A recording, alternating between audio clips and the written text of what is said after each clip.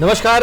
National games round table हमारे खास show में आपका स्वागत है। मैं हूं महावीर रावत।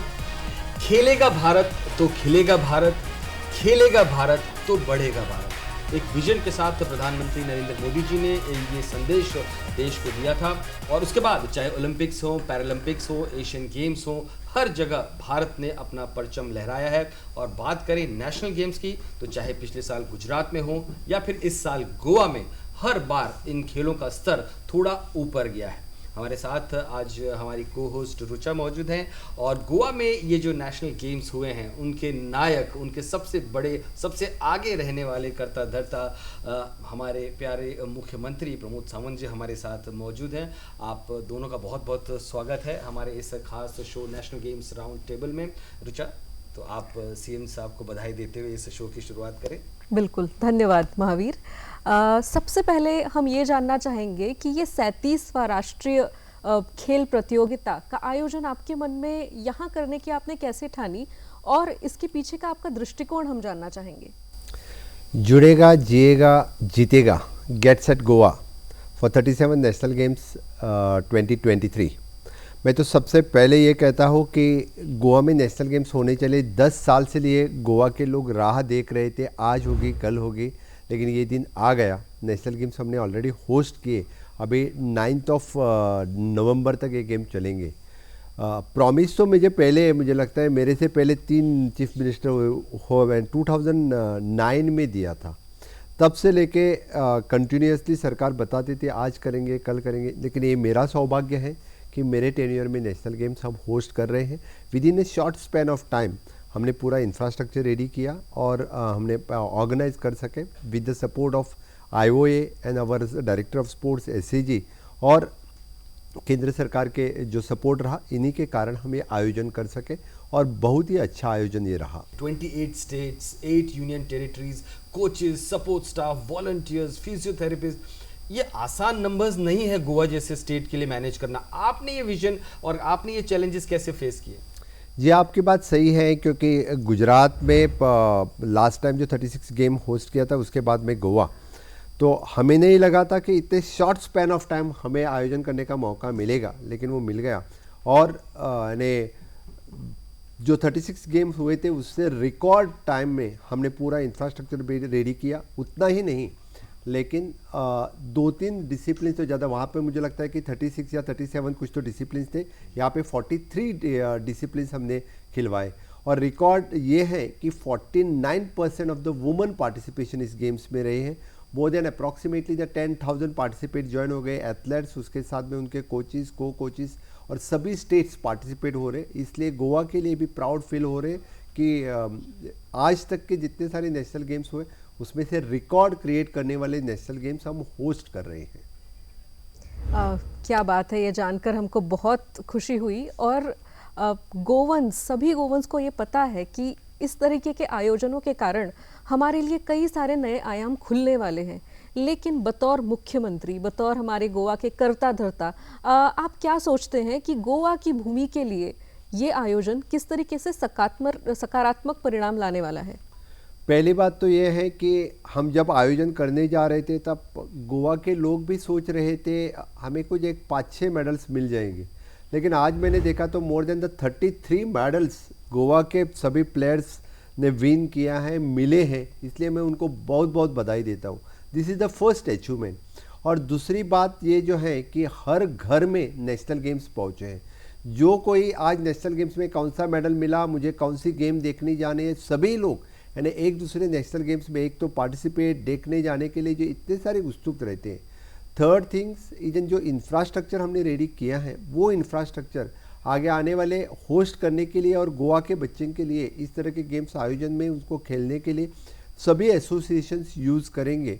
और इससे हमें नेशनल गेम्स में इतने मेडल मिले, मुझे लगता है आगे आने वाले गेम्स में हमें हर वक्त देश के लिए और राज्य के लिए हम मेडल हमेशा के लिए जीतेंगे, which will be the sporting spirit से हम आगे आने वाले मेडल्स गोवा के लिए जीत सकते हैं।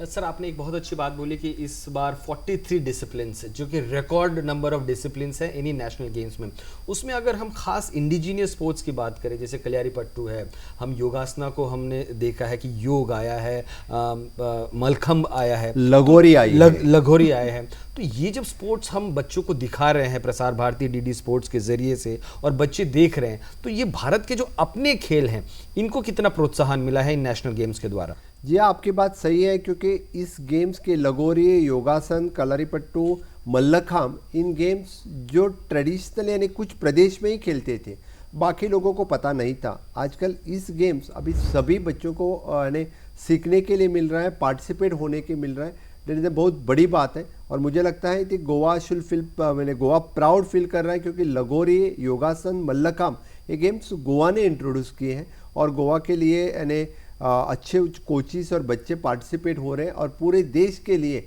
ये हमने गेम्स बाकी बच्चों को भी दिया है।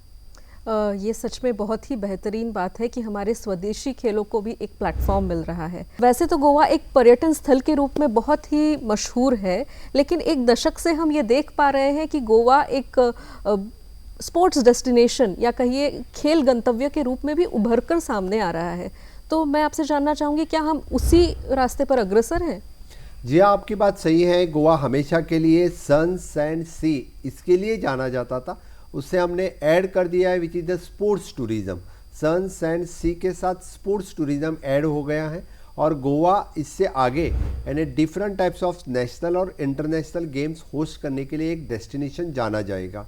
गोवा एडवेंचर टूरिज़्म के लिए जाना जाएगा। आज तक हमने वर्ल्ड टेबल टेनिस यहाँ पे ऑर्गेनाइज़ किया, वर्ल्ड बीच वॉलीबॉल यहाँ पे ऑर्गेनाइज़ किया, आज हम नेशनल गेम्स होस्ट कर रहे हैं, आयरनमैन 70.3 इस गेम होस्ट कर रहे हैं। और मुझे लगता है गोवा स्मॉल स्टेट होने के बाद भी हमने जिस तरह से जो वाटर स्पोर्ट्स इंट्रोड्यूस किए इस बार के नेशनल गेम्स में, तो गोवा जैसे स्टेट के लिए ये पॉसिबल है, क्योंकि याटिंग और रोइंग इस तरह के जो वाटर स्पोर्ट्स रहते हैं वो हम इंट्रोड्यूस कर सके और बीच वॉलीबॉल जैसे गेम्स हम गोवा में ही दिखा सकते हैं। इसलिए नेशनल और इंटरनेशनल लोगों के लिए गोवा एक अच्छा डेस्टिनेशन रहेगा कि इस तरह के गेम्स हम गोवा में ही ऑर्गेनाइज कर सकते हैं। तो डेफिनेटली कि स्पोर्ट्स टूरिज़्म के लिए भी गोवा इससे आगे जाना जाएगा।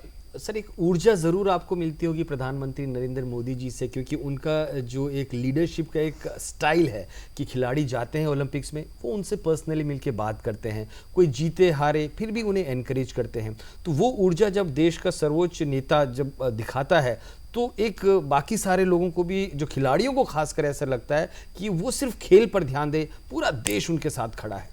जी आपकी बात सही है। माननीय प्रधानमंत्री नरेंद्र मोदी जी जब खिलाड़ियों से डायरेक्ट बात करता है, उनसे डायरेक्ट इंटरेक्ट करता है, मुझे लगता है 2 दिन पहले पैरा ओलंपिक में शूटिंग में जो एक प्लेयर थी उसके पर्सनली माननीय मोदी जी ने उससे बात की। ये देश के लिए बहुत बड़ी बात है, किसी एक खिलाड़ी के साथ हारने के बाद भी उसको मोटिवेशन दे। इसकी जैसी इससे पहले इस तरह का मोटिवेशन कभी नहीं रहा था और प्रधानमंत्री से डायरेक्ट मोटिवेशन मिलना ये तो बहुत बड़ी बात है। और फिर दूसरी बात, जो पूरे देश में इस तरह की जब गेम्स का आयोजन हो जाता है, खेलो इंडिया जैसा टॉपिक जब इंट्रोड्यूस किया, फिट इंडिया मूवमेंट जो माननीय प्रधानमंत्री नरेंद्र मोदी जी ने इंट्रोड्यूस किया, इससे लिए खेलो इंडिया, इससे पूरा इंफ्रास्ट्रक्चर रेडी हो गया। जो एशियन गेम्स और माननीय प्रधानमंत्री नरेंद्र मोदी जी तो ओलंपिक 2036 की बात होस्ट करने की है।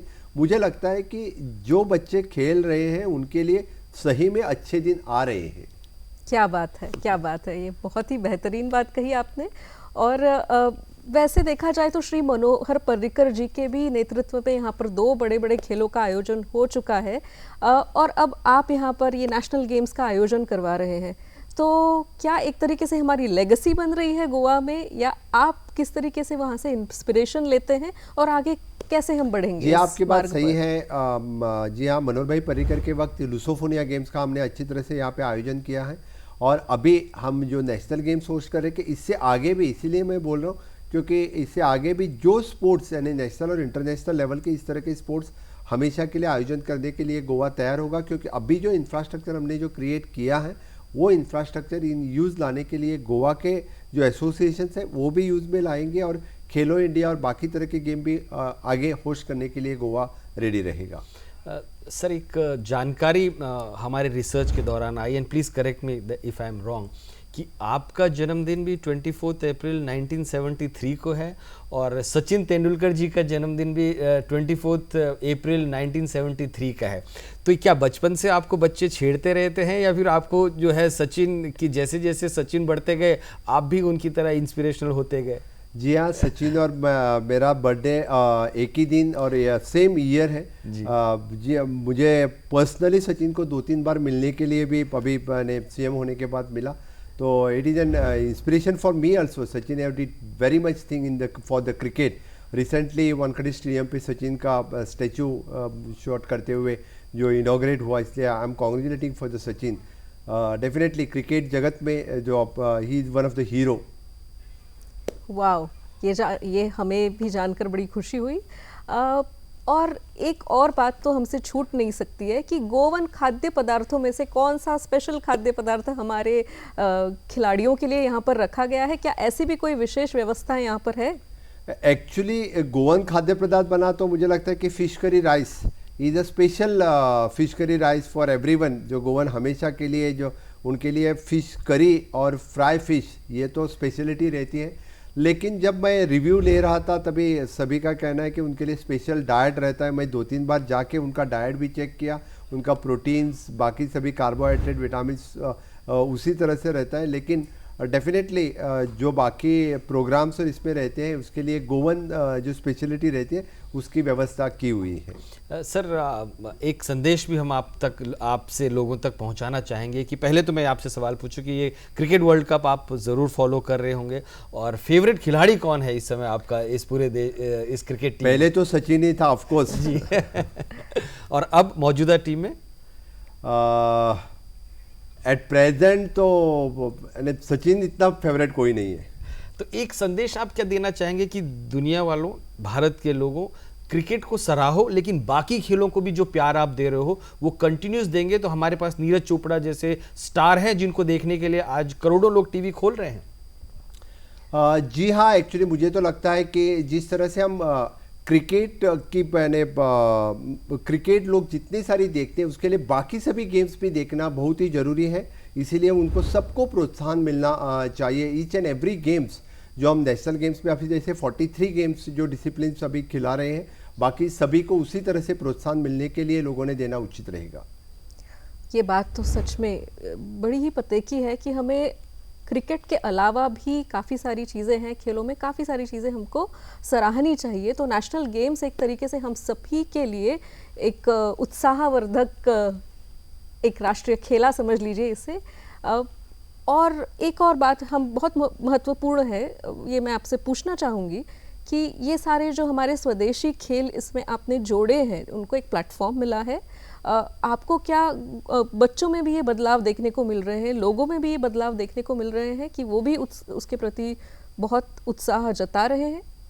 जी हाँ, जैसे कि आपने लगोरी और मल्लखांब देखा तो मुझे लगता है कि छोटे छोटे बच्चे जब मल्लखांब जैसी गेम्स खेलते हैं तो डेफिनेटली उसकी एक्टिवली जितने पार्टिसिपेट होते हैं तो निश्चित रूप से जो पहले सिर्फ मोबाइल पे खेलते थे आज ग्राउंड पे खेलते दिख रहे हैं। इसीलिए मुझे लगता है कि इस जो अपने स्वदेशी गेम हमने इंट्रोड्यूस किया है उसका बहुत ही अच्छा इम्पैक्ट होने लगा है कि अदरवाइज बच्चे तो अपने मोबाइल में उलझे रहते थे, आजकल उनको ग्राउंड्स पे जाने खेलने की एक अपॉर्चुनिटी मिल रही है। प्रमोद सर, जब हम छोटे थे तो हमको मार मार के माँ बाप घर में बुलाते थे, आज बच्चों को मार मार के घर से बाहर भेजते हैं कि जाके बाहर खेलिए। गोवा में आप क्या कुछ ऐसा कर रहे हैं कि बच्चे बाहर आकर खेलें, क्योंकि ये नेशनल गेम्स खत्म हो जाएंगे, इसके बाद जो इंफ्रास्ट्रक्चर इतना बड़ा वो पीछे छोड़ के जाएंगे, तो उसमें लोगों की भागीदारी के साथ क्या कुछ आपने प्लान बनाया है? एक बात सही है कि जो हम अभी की बात कर रहा हूँ मैं, नेशनल गेम्स देखने के लिए हमने पूरे हमारे स्कूलों को छुट्टी दी है। हमने we have declared the holiday, at least they should go, they should see, they should enjoy. कम से कम ये देखने के बाद उन्हें इंस्पिरेशन मिले कि चलो आज नहीं तो कल हम नेशनल गेम्स में, नहीं तो कौन सी तो गेम्स में हम पार्टिसिपेट होंगे। और दूसरी बात, जो स्टेट लेवल, नेशनल लेवल और डिस्ट्रिक्ट लेवल पे खेलते हैं उनके लिए खास करके स्पोर्ट्स सर्टिफिकेशन हम इशू करते हैं। आगे उनके स्पोर्ट्स कोटा के थ्रू भी उनको जॉब मिलती है गोवा में। बाकी सरकार भी देती होगी, लेकिन डेफिनेटली इनका कम से कम उनका फ्यूचर सिक्योर होने के लिए इस तरह का मोटिवेशन हम हमेशा के लिए करते हैं। सच में। और एक और बात इसमें मैं आपसे जानना चाहूँगी कि स्कूल के लेवल पर, जैसे छोटे लेवल से हम देखते हैं गोवा में स्कूल्स में काफ़ी बच्चे इंटरेस्टेड रहते हैं स्पोर्ट्स में और काफ़ी सारे इसमें वो भाग भी लेते हैं, तो क्या आपका भी इरादा कुछ ऐसा है कि स्कूल से ही इसकी तैयारियां हम एक ज़ोरों शोरों से शुरू करने वाले हैं?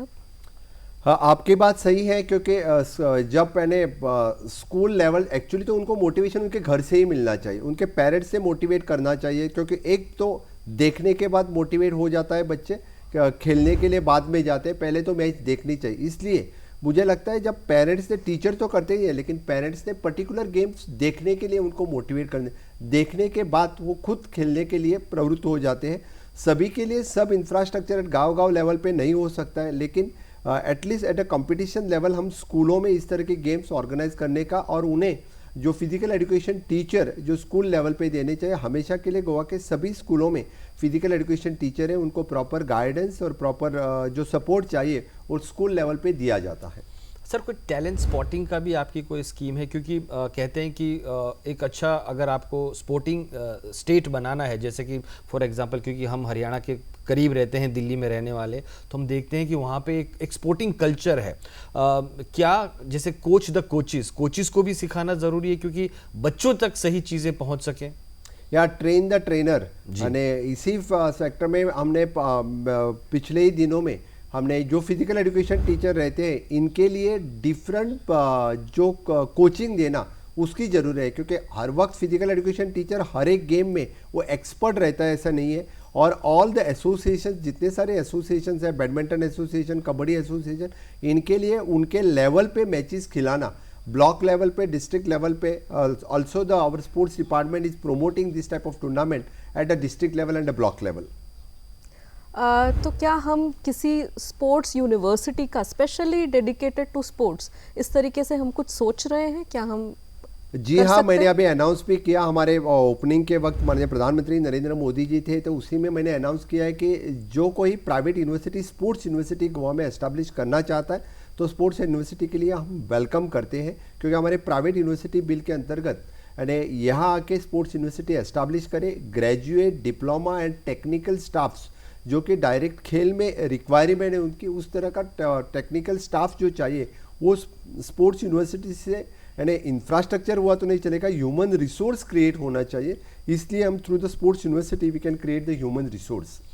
सर, एक और उसी सवाल को, जैसे आपने कहा कि स्पोर्ट्स यूनिवर्सिटी होगी, लेकिन जब इतने 10,000 खिलाड़ी वापस अपने घर चले जाएंगे, तो क्या इस स्पोर्ट्स इंफ्रास्ट्रक्चर को मेंटेन करना, उसका रखरखाव करना अपने आप में सरकार के लिए एक चैलेंज है? क्योंकि अगर पब्लिक पार्टिसिपेशन नहीं होगा, तो हमने बहुत सारी जगहों पर पहले देखा करते थे कि ये धीरे धीरे वक्त के थपेड़े सहते सहते ये स्ट्रक्चर्स भी अब पुराने होते जाते हैं। आपकी बात सही है, क्योंकि इतना सारा इंफ्रास्ट्रक्चर जो हमने क्रिएट किया है वो मेंटेन करना और कंटिन्यूसली इन यूज़ लाना, ये बात बहुत ही ज़रूरी है। मेरा इसी स्पोर्ट्स अथॉरिटी ऑफ गोवा और स्पोर्ट्स डिपार्टमेंट और एसोसिएशन के साथ, यानी एसोसिएशन के लिए कुछ इंफ्रास्ट्रक्चर यूज़ करने के लिए देना और उनसे वो मेंटेन करवाना, ये भी बात सही है। इसके बारे में भी हम सोच रहे हैं, चाहे वो बाद में द नेशनल और इंटरनेशनल टूर्नामेंट यहाँ पे ऑर्गेनाइज करे on sharing basis with the government, इस type of infrastructure in use में आना चाहिए। 100% सिर्फ समझो गवर्नमेंट ने ही मेंटेन करना है तो that is very difficult task. लोग आके खेलेंगे, ख़राब करके चले जाएंगे तो नहीं चलेगा। इसीलिए एसोसिएशन की भी रिस्पॉन्सिबिलिटी रहेगी कि ये मेंटेन रहना चाहिए। आगे आने वाले for example the hockey court maintain करने के लिए बहुत सारा टफ है, मुझे पता है, लेकिन एसोसिएशन के साथ शेयर किया तो मुझे लगता है कि वो मेंटेन हो सकता है। तो इसी तरह से मॉडलिटीज़ हम फाइंड आउट करेंगे। वैसे तो अंतर्राष्ट्रीय स्तर पर हम देख रहे हैं कि हमारे देश के खिलाड़ी बहुत ही उम्दा अपना परफॉर्मेंस दिखा रहे हैं। इसमें अब आप गोवन बच्चों को किस तरीके से प्रोत्साहन देने की कोशिश कर रहे हैं, और इसके बाद में कोई स्कीम्स भी क्या आप सोच रहे हैं लाने की, जिससे इनका और उत्साहवर्धन हो? आज तक वैसे अर्जुन अवार्डी, ब्रूनो क्रुतिनो, भक्ति कुलकर्णी, इनके लिए अर्जुन अवार्ड मिला है। एक्चुअली 2 लोगों को तो हमने गवर्नमेंट जॉब में लिया है, अर्जुन अवार्ड मिला, भक्ति कुलकर्णी को भी अभी हम लेने वाले हैं। इसीलिए यानी इनको मेडल मिलने के बाद हमेशा के लिए उन्हें हम प्रोत्साहन देते हैं कि approximately the 3 lakhs of rupees directly cash prize for them, और उनको जो जो मेडल्स लाते हैं इनके लिए प्रोत्साहन देने के लिए बाकी भी हम इस तरह से जो अवार्ड जिनको मिलेंगे इनके लिए भी गवर्नमेंट जॉब डायरेक्ट रिक्रूटमेंट करना इसके लिए करेंगे। और even though the sports reservation quota अच्छी तरह से मेंटेन किया तो ये लोग स्पोर्ट्स में आ सकते हैं सर। और even though the international level पे जो कोई कंट्री को रिप्रेजेंट कर रहे हैं इनके लिए एज अ स्पेशल कैटेगरी हम गवर्नमेंट में इस तरह से उनको प्रमोट कर सकते हैं। हम इसी बात को, क्योंकि ये आ रही है टॉप लीडरशिप से, आप इस नारे को कैसा देखते हैं कि खेलेगा भारत तो खिलेगा भारत और खेलेगा भारत तो बढ़ेगा भारत? जी आपकी बात सही है कि खेलेगा भारत तो खिलेगा भारत, इसीलिए माननीय प्रधानमंत्री नरेंद्र मोदी जी ने यानी फिट इंडिया मूवमेंट स्टार्ट किया और रिसेंटली द माय भारत जो नया ऑर्गेनाइजेशन जो लॉन्च किया है वो युवाओं के लिए किया है। माय भारत इस ऑर्गेनाइजेशन पे जाके जिसको जो प्रोग्राम चाहिए, चाहे वो स्पोर्ट्स में हो, कल्चर में हो, एडवेंचर में हो, करियर में हो, तो क्लिक करके माय भारत इस ऑर्गेनाइजेशन से इस तरह का कार्यक्रम आगे बढ़ा सकते हैं। और माननीय प्रधानमंत्री नरेंद्र मोदी जी हमेशा के लिए युवाओं के बारे में सोचते हैं और इस आज़ादी के अमृत काल में उन्होंने जो विकसित भारत 2047 का सपना हमें दिखाया है, इन्होंने को युवा भारत की सोच, माय भारत माय युवा भारत, इस तरह से उन्होंने सोच आगे रखी है। मुझे लगता है कि माननीय प्रधानमंत्री का विजन विकसित भारत साकार करने के लिए इस देश के सभी युवा खेल के क्षेत्र में हो या बाकी रिसर्च के क्षेत्र में हो, युवा लोग काम करेंगे, ये मैं निश्चित रूप से कह सकता हूँ। मैं वापस अंतर्राष्ट्रीय स्तर से गोवा के स्तर पर आना चाहूँगी। गोवा में हम एक काफ़ी सूशेगाद ज़िंदगी जीना पसंद करते हैं, पीसफुल लाइफ जीना पसंद करते हैं, ये गोवा का एक पहलू। और दूसरी तरफ ये बढ़ता हुआ स्पोर्ट्स डेस्टिनेशन और स्पोर्ट्स का बोलबाला, तो आप इन दोनों पहलुओं को किस तरीके से बैलेंस करके चलते हुए देख रहे हैं? सुशेगाद गोवा से हम बाहर आए हैं, अभी हमारे बच्चे सुशेगाद नहीं रहे हैं, हमारे लोग सुशेगाद नहीं रहे हैं, वो दिन बीत गए हैं। अभी we are ready to face the challenge. हमारे बच्चे अभी खेल कूद में हो, रिसर्च में हो, सब में आगे जा रहे हैं। गोवा के बच्चे अभी सिर्फ गोवा नहीं, देश और इंटरनेशनल लेवल पे वेरियस सेक्टर में हमारे बच्चे काम कर रहे हैं और मुझे पूरी उम्मीद है आगे आने वाले काल में विकसित भारत में यानी जरूर यानी खेल से लेके रिसर्च तक बच्चे आगे रहेंगे, ये मैं दावे के साथ कह सकता हूँ। सर, अगर हम युवा को उल्टा लिखें तो वायु कहलाता है। तो वायु जब एक चेंज की चलती है और वायु जब युवाओं की वायु चलती है, तो आपको लगता है कि गोवा में वो दमखम है? जैसे आपने कहा कि हमारे पास वाटर रिसोर्सेज है, जैसे उड़ीसा ने हॉकी को एक तरीके से देश में पुनर्जीवित कर दिया है, हम गोवा में वाटर स्पोर्ट्स को या फिर कुछ और जो हमारी डेमोग्राफिकली सूटेबल स्पोर्ट्स हैं उनको हम डेवलप कर सकते हैं? जी हाँ, गोवा पहले से वैसे फुटबॉल से जाना जाता था। फुटबॉल हमेशा के लिए गोवा के सभी गांव-गांव में फुटबॉल खेलता था और गोवा के बाकी सभी फुटबॉल टीम्स भी उतने ही प्रसिद्ध हैं। हम गांव-गांव में फुटबॉल डेवलपमेंट के सेंटर के थ्रू हमारे गांव के बच्चों को प्रमोट कर रहे हैं फुटबॉल खेलने के लिए। इसके साथ साथ में जिस तरह से योगासन हमने इंट्रोड्यूस किया, योगा प्रोग्राम बहुत ही अच्छा प्रोग्राम जो यहाँ पे चला रहे हैं, मल्लखांब जैसा प्रोग्राम, लगोरी जैसे प्रोग्राम, इस तरह के जो हमारे ट्रेडिशनल गेम्स के साथ जो नए गेम्स हैं उसको भी आत्मसात कर रहे हैं। मुझे लगता है कि new game which is introduce in the national games, इनमें भी हमने मेडल पाए हैं और बच्चे हमारे जी हाँ खेल में बहुत कुछ यानी आगे आने वाले गेम्स में बहुत ही मेडल पा सकते हैं। क्या हम लड़कियों के पार्टिसिपेशन के लिए भी कुछ कर रहे हैं सर? इस बार के नेशनल गेम्स में जब 49% लड़की पार्टिसिपेट हो रहे हैं तो आगे आने वाले दिनों में ज़्यादा से ज़्यादा लड़कियां पार्टिसिपेट होगी। डेफिनेटली गोवा की लड़कियां भी यानी ढेर सारे गेम्स में पार्टिसिपेट हो रही हैं, उनके लिए भी स्पेशली खास करके स्विमिंग में और हमारे ज़्यादा लड़कियां पार्टिसिपेट होते हैं। इसीलिए इस बार के टॉर्च हैंडिंग ओवर सेरेमनी में Katya Coelho which is an role model for the Goan games में जो थी handing over the torch the honourable prime minister, हमने खास करके उनको प्रमोट किया था। सर, बचपन की कोई खेल की याद हो जैसे हर किसी को होती है, जैसे हम लोग छोटे जब हो रहे थे तो 92 वर्ल्ड कप हो रहा था, बचपन में जब आपकी कोई याद ऐसी हो? बचपन में हम जब खेल खेलते थे तो हमारे पास इंफ्रास्ट्रक्चर, गांव के खेत के जब में फुटबॉल हो या क्रिकेट हो तब तो इंफ्रास्ट्रक्चर कुछ नहीं था, लेकिन आज जब मैं खुद चीफ मिनिस्टर हूँ तो हमारे यहाँ पे हर एक पंचायत लेवल पे हम तो इतना इंफ्रास्ट्रक्चर रेडी कर रहे हैं कि बच्चे अच्छी तरह से गेम यानी आउटडोर स्टेडियम से लेके इंडोर स्टेडियम तक हम ब्लॉक लेवल पे बना रहे हैं। ये बहुत बड़ी बात है, इसीलिए मैं बोल रहा हूँ, क्योंकि आजकल के बच्चे लकी हैं, उनके लिए स्विमिंग से लेके बैडमिंटन, टेबल टेनिस जैसे खेल ब्लॉक एटलीस्ट कम से कम ब्लॉक लेवल पे अवेलेबल है। गोवा जैसे छोटे राज्य में हम हर एक ब्लॉक लेवल पे इस तरह का इंफ्रास्ट्रक्चर रेडी कर सके। नहीं सर, आपकी कोई याद जो बचपन की हो खेलों के प्रति जो है और ज़्यादा आकर्षित कर दिया हो, जैसे इंडिया पाकिस्तान का कोई मैच हो या फिर हॉकी का मैच हो जो आपको अपनी बचपन की याद हमेशा ताज़ा कराता है?